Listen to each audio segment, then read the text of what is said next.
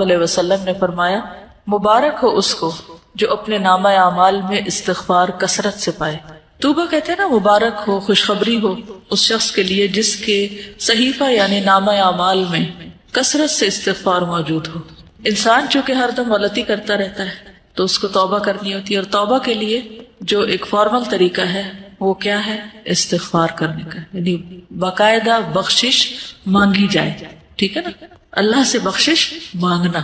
تو جو شخص کثرت سے بخشش مانگتا ہے obviously اسی کے نامہ اعمال میں بہت زیادہ استغفار ملے گی. تو اگر آپ امیجن کریں کہ آپ کے ایک دن کے جو سارے اعمال ہیں یا ان کی جو کہانی ہے صبح سے شام تک کی، تو ہم سب دیکھیں کہ ہمارے نامہ اعمال میں ہمارے ایک دن کی ڈائری میں کتنی بار استغفار شامل ہوئی، ہم نے کتنی بار استغفار کیا.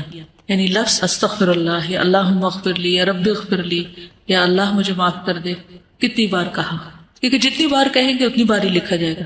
یعنی جتنی بار معافی مانگیں گے، استغفار کریں گے، وہی موجود پائیں گے. اور اس کے برعکس دیگر باتیں کتنی ہیں یا کیا کیا چیز ہے اس میں.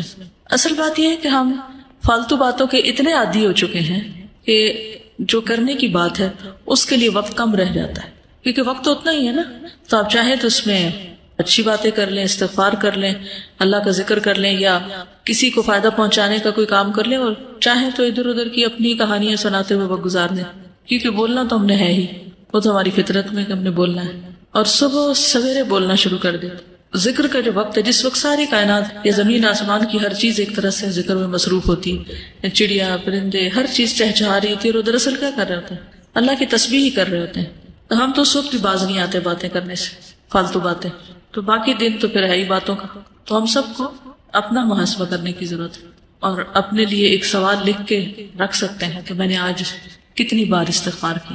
نبی صلی اللہ علیہ وسلم کتنی بار کیا کرتے تھے؟ جی 70 سے 100 بار کیا کرتے تھے، اور وہ اللہ کے رسول تھے، اور ان کے اگلے پچھلے گناہ سب معاف کر دیے گئے تھے. اور ہمارا طرز عمل کیا ہے؟ وجہ یہ ہے کہ ہمیں اپنی غلطیوں کا احساس ہی نہیں ہے. کہ جب احساس ہوتا ہے، ایک تڑپ آتی ہے، ایک پریشانی ہوتی ہے، تو پھر ہی انسان اس کے ازالے کی کوشش کرتا ہے. مثلا اگر کسی کے جسم میں کوئی بیماری ہو، جیسے کینسر ہوتا ہے، اور اس کو پتہ ہی نہ ہو کہ وہ بیمار ہے، تو کیا وہ علاج کرائے گا؟ نہیں کرے گا. حتیٰ کہ وہ مرض اس کے لیے کیا بن جاتا ہے؟ جان لیوا بن جاتا ہے. کیونکہ ہمیں غلطی کا اعتراف کر کے اس کی اصلاح کرنے کی بجائے کس چیز کی عادت ہے؟ اپنے آپ کو جسٹیفائی کرنے کی، کہ جو ہم سوچ رہے ہیں، جو ہم کر رہے ہیں وہ بالکل ٹھیک ہے. ہر چیز کی کوئی نہ کوئی تعویل کر لیتے ہیں. تو جب غلطیوں کی تعویل کرتے چلے جائیں گے تو پھر نتیجہ کیا نکلے گا؟ پھر توبہ کی توفیق نہیں ہوگی، توبہ کے لیے شعوری کوشش نہیں ہوگی، اور جب وہ کوشش نہیں ہوگی تو استغفار کہاں سے کریں گے؟ اور پھر وہ کریں گے نہیں تو نامہ اعمال میں کہاں سے آئے گا؟ اور اگر نہیں آتا تو پھر وہ مبارک کس کے لیے اور خوشخبری کس کے لیے؟ تو ہر چیز دوسرے کے ساتھ ریلیٹڈ ہے نا، ایک عمل دوسرے عمل کے ساتھ ایک چین ہوتی ہے پوری. تو جو بخشش مانگتا ہے اور ندامت کے آنسو گرتے ہیں اس کے، اور وہ کہتا ہے کہ اللہ تو مجھے معاف کر دے، تو اس کے لیے اللہ کا پھر وعدہ ہے کہ اللہ اسے معاف کرے گا. حدیث میں آتا ہے رسول اللہ صلی اللہ علیہ وسلم نے فرمایا، شیطان نے اپنے رب عز و جل سے کہا، مجھے تیری عزت اور جلال کی قسم، میں تیرے بندوں کو اس وقت تک گمراہ کرتا رہوں گا جب تک ان کے جسم میں روح رہے گی. یعنی جب تک مر نہیں جاتا بندہ، روح نکل نہیں جاتی، اس وقت تک ابلیس اپنا کام نہیں چھوڑتا. کہتا میں کرتا رہوں گا گمراہ. اور اللہ عز و جل نے فرمایا، مجھے اپنی عزت اور جلال کی قسم، جب تک وہ مجھ سے معافی مانگتے رہیں گے میں انہیں معاف کرتا رہوں گا. لیکن دیکھیے ہم تھوڑی سی ہمیں تکلیف ہو جاتی ہے، سر دردی ہو جاتا ہے، بخار ہو جاتا ہے، تو کیا اس میں ہماری ہمت توفیق باقی رہتی ہے کہ ہم پھر بھی استغفار کرتے رہیں یا دعا مانگیں یا کوئی ذکر کریں؟ عموماً کیا ہوتا ہے جب ایسی کیفیت ہوتی ہے تو ہم سب کچھ بھول جاتے ہیں. لوگوں سے بات کرنا، کچھ پڑھنا، کوئی کام کرنا، ہر چیز ایک بوجھ لگتا ہے، کچھ بھی نہیں کرنا چاہتے. پھر آپ بخاری کی روایت میں آتا ہے، اے عائشہ مجھے تمہارے بارے میں اس طرح کی خبریں ملی ہیں، اگر تم واقعی اس معاملے میں پاک و صاف ہو تو اللہ تمہاری پاکی بیان کر دے گا، لیکن اگر تم نے کسی گناہ کا ارادہ کیا تھا تو اللہ کی مغفرت چاہو، استغفار کرو، اس کے حضور توبہ کرو، کیونکہ بندہ جب اعتراف کر لیتا ہے اور پھر اللہ کی بارگاہ میں استغفار کرتا ہے تو اللہ اس کی توبہ قبول کر لیتا ہے. دیکھیے جب بھی کسی پر کوئی الزام لگتا ہے تو دو میں سے ایک صورتیں ہوتی ہیں. ایک یہ کہ وہ شخص مجرم نہیں ہوتا، اس نے جرم نہیں کیا ہوتا، اور دوسرا یہ کہ اس نے یا کیا ہوتا ہے یا اس کا ارادہ کیا ہوتا ہے. دو میں سے ایک ہی چیز ہے. تو اگر کوئی شخص اس پہ کوئی الزام لگا اور اس نے غلط کام کیا ہی نہیں تو اس کو بالکل اطمینان رکھنا چاہیے کہ میں اس معاملے میں بالکل سچا ہوں اور کسی کی باتوں پر مجھے اوفینڈ نہیں ہونا، مجھے بھڑکنا نہیں، اور مجھے چیخنا چلانا نہیں اور بدتمیزی کا طوفان برپا نہیں کرنا۔ اللہ کو پتا ہے میں نے غلط کام نہیں کیا، اور حمایت کے لیے اللہ کافی ہے۔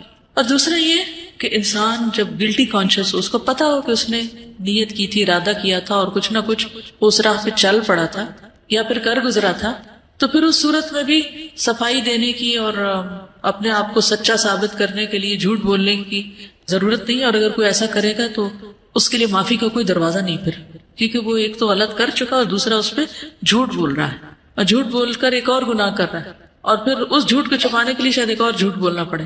اس طرح وہ گناہوں کی دلدل میں پھنستا چلا جائے گا۔ تو کبھی بھی کوئی ایسی بات ہو تو سب سے پہلے تو اپنے آپ کا حساب لے، محاسبہ کرے، یہ جو میں نے کیا ہے، یہ جو کہا ہے، اس میں اصل حقیقت کیا ہے؟ کیونکہ یہ اللہ جانتا تھا، یہ بندے کو خود پتا ہوتا ہے کہ وہ کہاں کھڑا ہے۔ تو ان دونوں صورتوں میں کتنی بہترین نبی صلی اللہ علیہ وسلم نے راہ دکھائی ہے، اور اس میں انسان کے لیے اطمینان ہی اطمینان ہے۔ پھر یہ ہے کہ معافی کی امید بھی رکھنی چاہیے، کیونکہ شیطان انسان کے اندر بار بار یہ وسوسہ ڈالتا ہے کہ اللہ تمہیں نہیں معاف کرے گا۔ اس وسوسے سے بچنا چاہیے، کیونکہ اللہ کا وعدہ ہے وہ معاف کرے گا، تو وہ کیوں نہیں کرے گا؟ وہ ظالم نہیں ہے۔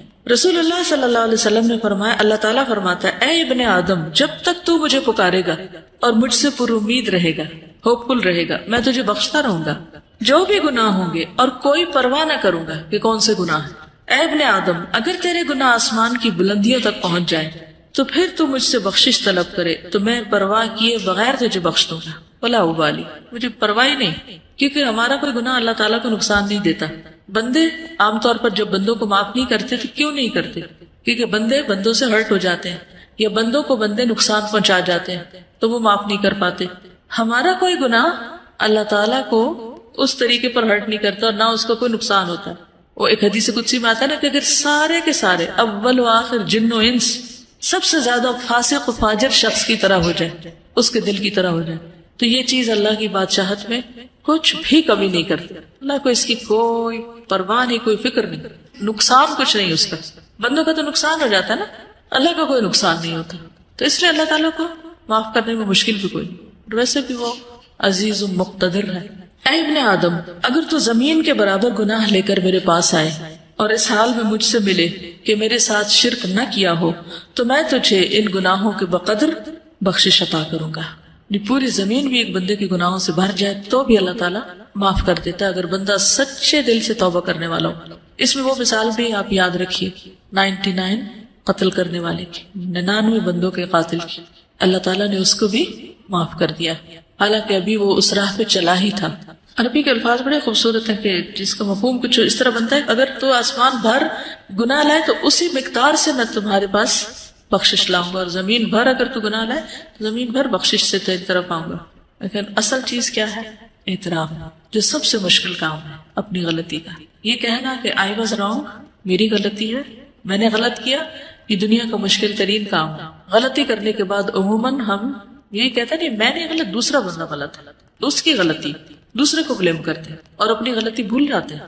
تو توبہ کے لیے لازمی شرط یہ کہ پہلے بندہ مانے، اقرار کرے کہ ہاں میں نے غلط کیا، ورنہ زبان سے صرف تسبیح لے کے آپ سارا دن 1000 دفعہ کہتے رہے۔ اگر آپ مان ہی نہیں رہے اپنی غلطی تو کس بات کی معافی مانگ رہے ہیں؟ پھر کس بات کی توبہ کر رہے ہیں؟ کس بات پہ استغفار کہہ رہے ہیں؟ نہ آپ وہ بری عادت چھوڑ رہے ہیں اور نہ ہی آپ اس کا اقرار کر رہے ہیں، اور نہ آپ اس پہ شرمندہ ہیں، اور نہ آپ کو پورا یقین ہے کہ اللہ اس کو معاف کر دے گا، تو پھر کر کیا رہے ہیں آپ؟ صرف زبان کی ایکسرسائز یا ہاتھوں سے دانے پھینکتے چلے جا رہے ہیں کہ میں استغفار کر رہا ہوں۔ پھر یہ کہ جب انسان اللہ سے پر امید ہوتا ہے اور واقعی یہ یقین رکھتا ہے کہ میرا رب ہے جو مجھے معاف کرے گا یا معاف کر سکتا ہے یا وہ کرتا ہے، ضرور کرتا ہے، تو ایسا شخص پر کبھی مایوس نہیں ہوتا، وہ مایوسی کے قریب نہیں جاتا، ہر حال میں پر امید اور مطمئن رہتا ہے۔ ابو ہریرہ کہتے ہیں میں نے نبی صلی اللہ علیہ وسلم کو فرماتے ہوئے سنا، ایک بندے نے بہت گناہ کیے اور کہا ہے میرے رب میں تیرا ہی گناہ گار بندہ ہوں، تو مجھے بخش دے، یعنی میں ہی تیرا گناہ گار بندہ ہوں تو مجھے معاف کر دے۔ اللہ رب العزت نے فرمایا میرا بندہ جانتا ہے کہ اس کا کوئی رب ہے جو گناہ معاف کرتا ہے اور گناہ کی وجہ سے سزا بھی دیتا ہے، اس کو یہ بھی یقین ہے کہ اگر نہیں معافی ملی تو پکڑ ہو جائے گی۔ تو میں نے اپنے بندے کو بخش دیا۔ پھر بندہ رکا رہا جتنا اللہ نے چاہا، جتنی اللہ نے اس کو توفیق دی وہ گناہ سے رکا رہا۔ پھر اس نے گناہ کر لیا اور عرض کیا اے میرے رب میں نے پھر گناہ کر لیا، پھر غلطی ہو گئی، اسے بھی بخش دے۔ اللہ تعالیٰ نے فرمایا میرا بندہ جانتا ہے کہ اس کا کوئی رب ہے جو گناہ معاف کرتا ہے اور اس کے بدلے میں سزا بھی دیتا ہے. میں نے اپنے بندے کو بخش دیا. پھر جب تک اللہ نے چاہا بندہ گناہ سے رکا رہا، پھر اس نے گناہ کر لیا اور اللہ کے حضور عرض کیا اے میرے رب میں نے پھر گناہ کر لیا، تو مجھے بخش دے. اللہ تعالیٰ فرماتا ہے میرا بندہ جانتا ہے اس کا ایک رب ہے جو گناہ معاف کرتا ہے اور اس کی سزا بھی دیتا ہے، تو میں نے اپنے بندے کو 3 مرتبہ بخش دیا، بس اب جو چاہے عمل کرے. اس کا یہ مطلب نہیں جو چاہے گناہ کرے تو اب آئندہ کے لیے بھی اس کی بخشش ہوگی. مطلب یہ کہ جب بھی اس سے گناہ ہو تو دیر نہ کرے. وہ فارسی میں آتا نا 100 بار اگر توبہ شکستی باز آ، 100 بار بھی توبہ ٹوٹ جائے تو بھی باز آ جاؤ، پھر بھی پلٹ آؤ، پھر بھی لوٹ آؤ، کیونکہ وہ رب 100 بار توبہ کرنے والوں کو 100 بار معاف کر دیتا ہے. تو اس بات کا یقین کہ اللہ تعالیٰ معاف کر دے گا، اور یہ سراسر اس کے اپنے اختیار میں بھی ہے. یغفر لمن یشاء ویعذب من یشاء. رونا کس بات پہ آنا چاہیے کہ اللہ یہ سب تیرا فیصلہ ہوگا، اگر تو نے معاف نہ کیا تو میرے پاس تو کوئی اور دروازہ نہیں کہ میں وہاں جا کے معافی مانگوں، تجھے کو معاف کرنا ہے اور تو معاف کر دے. تو اس کے لیے تڑپنا بھی چاہیے، یعنی اس کو کھیل نہیں بنا لینا چونکہ اللہ نے معاف کر دینا اس لیے گناہ کر لو اور کرتے چلے جاؤ. کیا پتا کہ توبہ کی توفیق بھی پھر ہوتی ہے یا نہیں. اس امید پہ گناہ نہیں کرنے چاہیے، ہمیشہ اعتراف کی روش پہ چلتے جانا چاہیے. نبی صلی اللہ علیہ وسلم نے لوگوں کو استغفار کی ترغیب بھی دلائی ہے متعدد بار. مثلا ایک بار آپ نے فرمایا قسم اس ذات کی جس کے قبضہ قدرت میں میری جان ہے، اگر تم گناہ نہ کرتے تو اللہ تعالیٰ تمہیں لے جاتا اور ایسے لوگوں کو لاتا جو گناہ کرتے پھر معافی مانگتے تو اللہ ان کو معاف کر دیتا. کیونکہ اللہ تعالیٰ کو معاف کرنا پسند ہے، انسانوں کو معاف کرنا پسند نہیں. انسان معاف کرنا پسند نہیں کرتے، لیکن اللہ تعالیٰ معاف کرنے سے محبت رکھتا ہے، وہ معاف کرنا چاہتا ہے. شرط یہ ہے کہ کوئی شخص واقعی پھر معافی مانگے. اب آپ دیکھیے کہ غلطی کس سے ہوتی، غلطی کون کرتا ہے. عام روزمرہ زندگی میں دیکھیے کون غلطی کرتا ہے، جو عمل کرتا ہے، جو کوئی کام کرتا ہے، جو کچھ کرے گا اس سے ہی غلطی ہوگی نا. جو کام ہی نہیں کرے گا اس سے کیا غلطی ہونی ہے. مثلا برتن کس سے ٹوٹتا ہے، جو برتن استعمال کرتا ہے، اور جس نے صرف سجا کے رکھے ہوئے الماری میں اسے تو نہیں ٹوٹیں گے، اس کے تو بچے رہیں گے. اسی طرح باقی غلطیوں پر بھی آپ نظر ڈالیے. انسانوں کے حق میں بھی ہم سے غلطیاں کب ہوتی ہیں، جب ہم ان سے تعلق رکھتے ہیں تو پھر ہم سے غلطیاں ہو جاتی ہیں. اور اگر ہم تعلق ہی نہ رکھے کسی سے، مثلا ایک شخص جو اس وقت سڑک پر جا رہا ہو اس سے ہماری کوئی ناراضگی ہے، ہم نے اس کو کوئی نقصان کیا یا اس کو کوئی دل دکھایا نہیں، کیوں؟ کوئی تعلق ہی نہیں ہمارا اس سے. لیکن اپنی بہن سے پوچھئے، اپنی امی سے پوچھئے، اپنے بھائی سے پوچھئے، اپنے ہسبینڈ سے پوچھئے، اپنے بچوں سے پوچھئے، وہ کیا کہیں گے؟ ان کے پاس ہوں گے آپ کے لیے شکایتیں آپ کے خلاف، یا آپ سے کبھی نہ کبھی ہرٹ ہوئے ہوں گے. کیوں؟ کیا وجہ؟ کیونکہ ان سے تعلق ہے آپ کا. تو اللہ تعالیٰ کو کیسے بندے پسند ہے؟ وہ جو کسی سے تعلق نہ رکھے اور سب سے کٹ کے ایک طرف بیٹھ جائے اور کوئی غلطی نہ کرے، نہ کسی کو ہرٹ کرے، نہ کسی سے کوئی معاملہ کرے، وہ پسند ہے. کون لوگ زیادہ بہتر ہیں؟ جو لوگوں سے ملتے جلتے رہے اور ان کی طرف سے پہنچنے والی تکلیفوں پر درگزر کریں، وہ زیادہ بہتر ہے بنسبت اس کے کہ نہ وہ کسی سے بات کرے نہ کسی کو ہرٹ کرے. تو جب آپ کسی سے معاملہ کریں گے تو ایک دوسرے کی کوئی بات بری بھی لگ جائے گی. اچھا، انسانی نفس بڑا عجیب ہے، بعض اوقات بلا وجہ کسی کی بات بری لگ جاتی ہے اور بعض اوقات کسی کی بڑی بڑی بات کی پرواہ نہیں ہوتی ہے نا ایسے. تو پھر تو ہم نے اپنے آپ کو بھی نہیں سمجھا، ہم خود بھی کسی ایک چیز پر نہیں، ہم تو اپنے لیے بھی معمہ ہیں تو دوسروں کے لیے تو ہے ہی ہے. تو اس لیے کبھی کوئی ہمارے بارے میں مس انڈرسٹینڈ کر جائے تو اس کو ایشو نہ بنائے، ٹھیک ہے؟ تو ایزی رہیں گے، ہین لین سہل قریب. تو ایزی رہنے میں آسانی یہ ہے کہ پھر انسان نہ دوسروں پہ بوجھ ہوتا ہے اور نہ دوسرے اس پہ بوجھ ہوتے ہیں.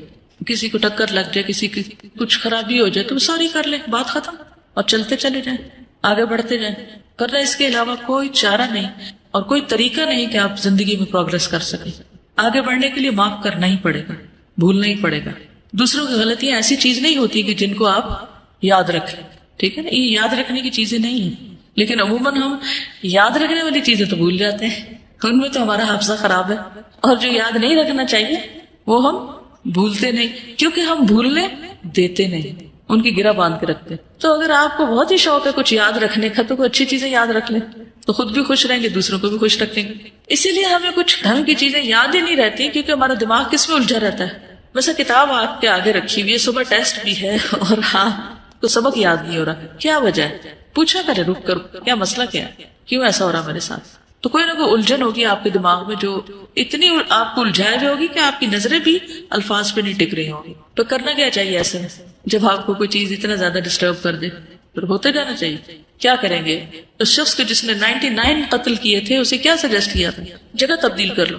جی نیک لوگوں کی بستی میں چلے جاؤ. تو ہم کیا کر سکتے ہیں؟ نہیں پڑھی جا رہی نا بات، تو آپ اس وقت بند کر دیں کتاب، اٹھ کے کچھ اور کرنے چلے جائیں. 5 منٹ لے لیں، 10 لے لیں، کچھ اور کام کر لیں. اتنا میں خوب دماغ خالی سوچ بھی لے گا اور جو کچھ اس میں آ رہا ہے اس الجھاؤ کا کوئی سلجھاؤ ہو بھی جائے گا اور پھر واپس پلٹ آئے، پھر آ کے فریش کام شروع کر دیں.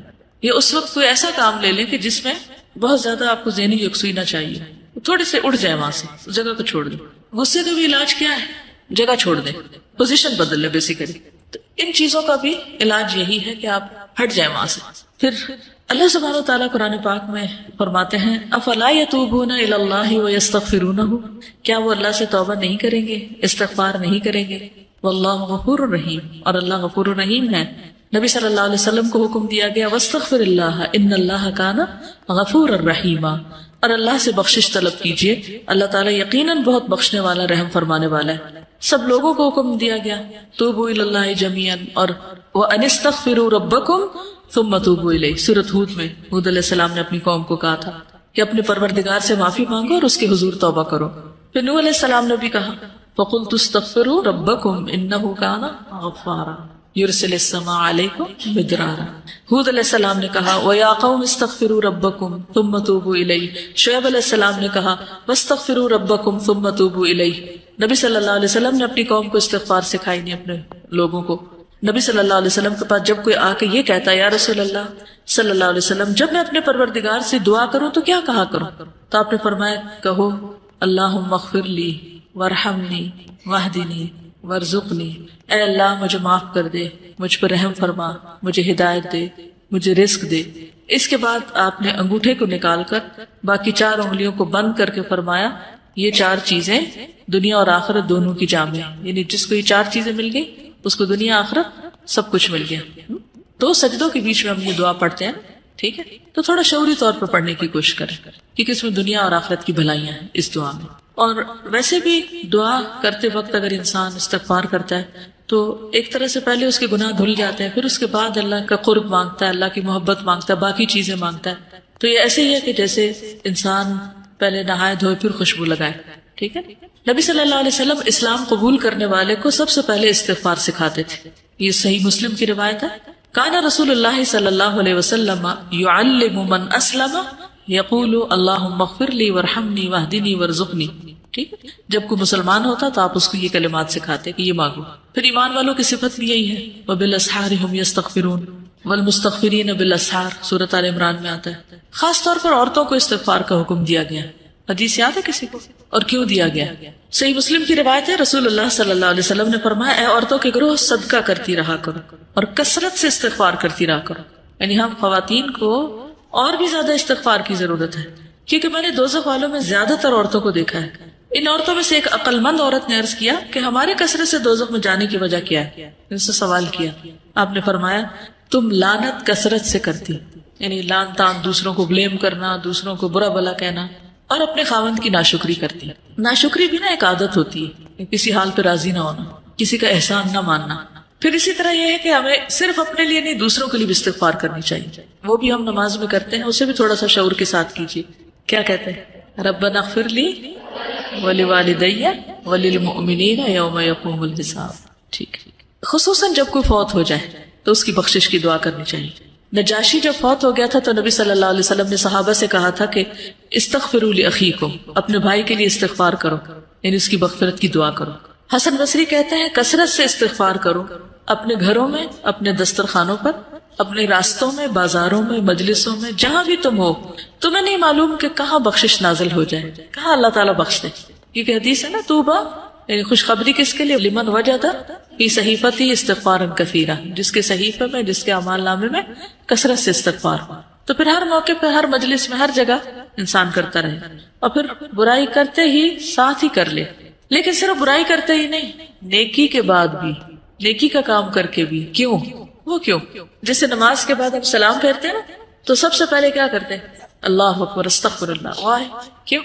آپ نماز کے اندر بھی غلطیاں ہوتی ہیں، نماز کا حق ہی ادا نہیں کرتے. اور شابش نیک کام کرتے ہوئے ہو سکتا نیت میں کوئی خرابی ہوگی، اور تکبر سے بھی بچتا ہے انسان کہ ہم اس کا حق ادا نہیں کر پائے، یا اللہ تو معاف کر دے، ہمیں جو کرنا چاہیے وہ ہم نے نہیں کیا، اس سے ایروگنس نہیں آئے گی کہ ہم نے بہت کچھ کر لیا، جو کرنا چاہیے تھا وہ کر نہیں پائے۔ ما عبدناک حق عبادتک، فرشتے کہیں گے نا، اور حقیقت بھی یہی ہے نا، ہم میں سے کون سیٹسفائیڈ ہے اپنے کاموں سے کہ میں تو بہت اچھے کر رہا ہوں، یہ دھڑکا لگا رہتا ہے کہ کل جب کھلے گا اعمال نامہ تو پتہ نہیں کون سا کام کس کوالٹی کا نکلے گا اس میں سے۔ اول تو نیکیاں کرتے ہی کام ہے، جو کر لیتے ہیں ان کو خراب بہت زیادہ کر دیتے ہیں، مختلف چیزوں سے ان کو ستیہ ناش بھی کرتے ہیں یا ان کی شکل بگاڑ دیتے ہیں۔ تھوڑا سا کام کر لیتے ہیں تو بس چین نہیں پاتے جب تک لوگوں کو بتا نہ بیٹھے کہ یہ میں نے کیا تھا۔ یہ جیسے ابھی بات یہ تھی نا کہ اگر کوئی بات کر رہا ہو تو میں تو پہلے سے ہی کرتا ہوں، مجھے تو پہلے ہی پتا ہے، یہ تو میں پہلے سے جانتا ہی ہوں، یہ تو مجھے آتی ہے، یہ میں نے تو کیا تھا۔ عموماً کیا جملے ہوتے ہیں، ہاں